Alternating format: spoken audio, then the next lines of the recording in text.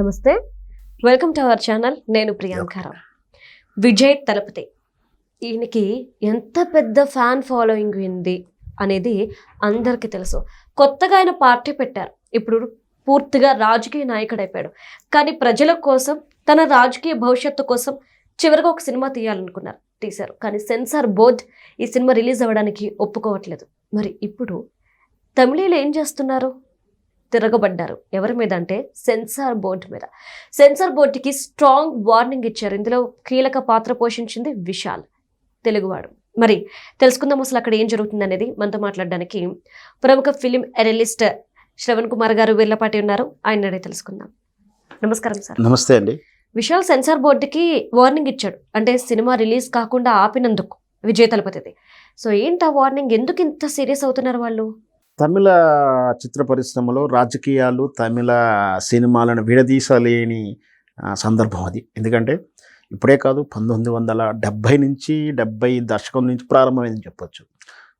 MG Ramachandran Karunanidhi దశకంగా నేను చూస్తే ఈ రోజు కూడా అంటే సినిమా రాజకీయ రంగాలు రెండు విడదీసి చూడలేని విభాగం అది. ఖచ్చితంగా అక్కడ ఆ రూలింగ్ పార్టీలు ఎప్పుడు కూడా సినిమా సెక్టర్ నుంచి వచ్చిన వాళ్ళే ఉన్నారు. మనం గత కాలం నుంచి చూస్తూ ఉన్నాం. ఇప్పుడు జయలలిత తర్వాత డిఎంకేకే ప్రత్యామ్నాయం లేకపోవడాలు, ఎవరు వస్తారు ఏమి అనుకుంటున్న తరుణంలో టీవీకే పార్టీ పెట్టి విజయ్ రావడం, అసంఖ్యమైనటువంటి జన మద్దతు, ఆ మీటింగులు మనం చూస్తున్నాం కదా. ఆ శేషమైన జనం మళ్ళీ చివరికి వాళ్ళు పెట్టిన బహిరంగ సభల్లో కూడా తొక్కిసలాట జరిగి చనిపోవడం బాధాకరం. సో ఒక రాజకీయ శక్తిగా ఒక కొత్తవాడు వస్తున్నప్పుడు అతన్ని ప్రతిఘటించడానికి అధికార పార్టీ ఎప్పుడు కూడా ప్రతికూల పరిస్థితులు క్రియేట్ చేయడం అనేది సహజమే ఎప్పుడైనా సరే. అది ఇప్పుడే కాదు, సరే చివరిసారి ఒక సినిమా నటించి రాజకీయాలు వెళ్దాం అనేది జననాయకుని ఒక సినిమా తీశాడు. కానీ దాని మీద సెన్సార్ బోర్డు రూపాల అడ్డంకులు సృష్టించి దాన్ని సినిమా బయటికి రాకుండా అధికార పార్టీ ఒత్తిడి చేస్తున్నది అపవాదు. నిజంగా కూడా కోర్టు దానికి వెళ్ళినా కూడా కోర్టు కూడా జోక్యం చేసుకునేంతలా జటిలమైపోయింది అది. సో దాంతో ఏకంగా ఆ సినీ పరిశ్రమ విజయ్కి తోడొచ్చిందని చెప్పవచ్చు. తమిళ సినీ పరిశ్రమకు చెందినటువంటి విశాల్ నాయకుడు అల్టిమేటం ఇచ్చాడు. అసలు సెన్సార్ బోర్డుకు సినిమాకి ఏం సంబంధము? మా సినిమాలు మీరెవరు చేయడానికి? మీరు రాజకీయ కక్షలతోటి ఇట్లా వేధిస్తే అసలు మేము సెన్సార్ బోర్డు వద్దని చెప్పేసి మేము త్వరలో ప్రకటించి సమ్మెకు కూడా దిగే అవకాశం ఉంది. మీరు ఈ సినిమా పరిస్థితి ఏంటో తెలియజేయండి అంటూ కూడా ఆయన అల్టిమేటివ్ ఇచ్చారు. నిజంగా ఈ సినిమా అంటే ఒక నాయకుడిగా వస్తున్నప్పుడు ప్రతికూల పరిస్థితులు క్రియేట్ చేయొచ్చు, కానీ సినిమా మీద ఎంతకాలం ఆపగలుగుతారు? ఈ తరహా మనకు తెలుగులో కూడా జరిగింది. అప్పుడు ఎన్టీ రామారావు గారు ముఖ్యమంత్రిగా ఉన్నప్పుడు ఆయన మీద సూపర్ స్టార్ కృష్ణ గారు అపోజిట్ కాంగ్రెస్ పార్టీలో ఉంటూ నా పిలిపే ప్రభంజనం, ముఖ్యమంత్రి లాంటి చిత్రాలు తీశారు. వాటిని కూడా ఇవే ప్రాబ్లమ్స్. సెన్సార్ కట్టింగ్ చెప్పి పేర్లు మార్పిచ్చి సన్నివేశాలు మార్పిచ్చి అవన్నీ ఆ రోజుల్లో కూడా ఇబ్బందులు ఉన్నాయి. ఆ తర్వాత కాలంలో మనం చూస్తున్నాం, నిన్నగాక మొన్న కూడా ఆర్జీవి గారు తీసిన చిత్రాలు, పొలిటికల్ సటైరికల్ ఫిలిమ్స్, ఏకంగా రూపాలు పెట్టి అదో. అంతకుముందు కృష్ణ గారి చిత్రంలో కేవలం కథాంశం మాత్రమే ప్రేరణగా తీసుకొని సినిమాలు చేశారు.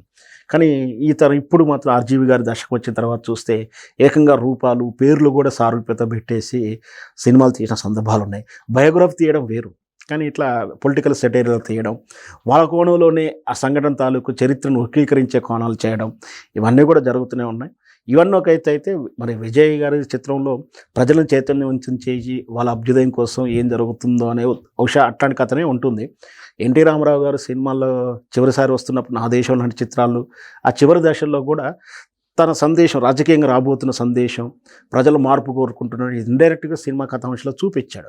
అలాగే నాకు వచ్చిన డౌట్ ఏంటంటే, విషయాలు ఇప్పుడు స్ట్రాంగ్ వార్నింగ్ ఇచ్చాడు, అవసరమైతే సెన్సార్ బోర్డుతో సంబంధం లేకుండా మేము రిలీజ్ చేసుకుంటాం, మీతో మాకు పనేంటి?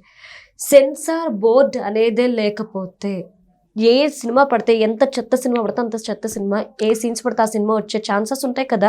దానివల్ల ప్రజలు, పిల్లలు అందరికీ కూడా అందరూ పొల్యూట్ అయ్యే అవకాశాలు ఎక్కువ కదా. ఒక్క సినిమా కోసం ఎందుకు ఇలాంటి వార్నింగ్, ఇలాంటి డెసిషన్స్?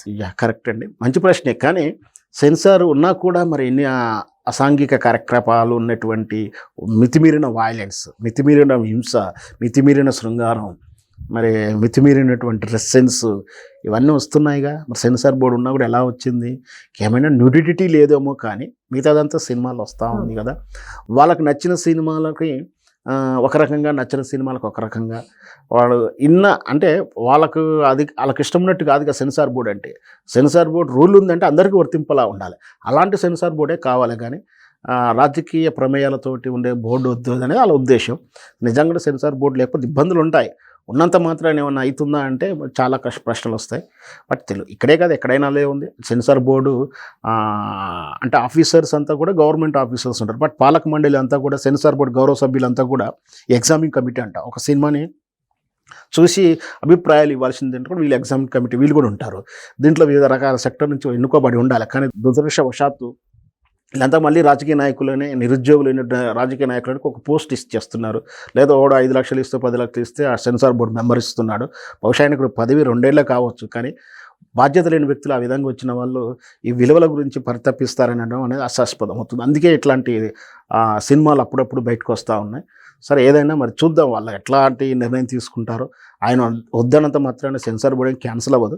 బట్ కొంచెం వాళ్ళు ఏమైనా రూల్స్ మార్చుకొని విజయ్కి సముచితంగా సినిమా రిలీజ్ చేసే అవకాశం అని ఇస్తారో చూడాలి. Right. Thank you so much sir. Thank you.